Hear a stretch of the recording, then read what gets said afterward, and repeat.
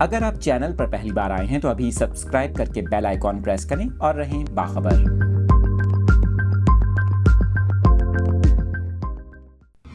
تفصیلات شیئر کر رہے ہیں اپنے ناظرین کے ساتھ اس اہم خبر سے متعلق۔ سندھ حکومت نے 27 رمضان کو صوبے بھر کے تعلیمی اداروں میں چھٹی کا اعلان کر دیا ہے۔ اپنے ناظرین کو اس اہم خبر سے آگاہ کر رہے ہیں۔ سندھ حکومت نے 27 رمضان 18 اپریل کو صوبے بھر کے تعلیمی اداروں میں چھٹی کا اعلان کیا ہے، جس کا نوٹیفیکیشن بھی جاری کر دیا گیا ہے۔ آپ کو بتائیں کہ نوٹیفیکیشن کا اطلاق سرکاری اور نجی اسکولز اور کالجز پر یکساں ہوگا۔ اس کے ساتھ ساتھ اپنے ناظرین کو یہ بھی بتائیں کہ وفاقی حکومت نے عید الفطر کے موقع پر 21 سے 25 اپریل تک عام تعطیل کا بھی اعلان کیا ہے اور پنجاب حکومت کی جانب سے بھی انہی تاریخوں میں عام تعطیل کا اعلان کیا گیا ہے، تاہم سندھ حکومت نے عید کی چھٹیوں کا اعلان نہیں کیا۔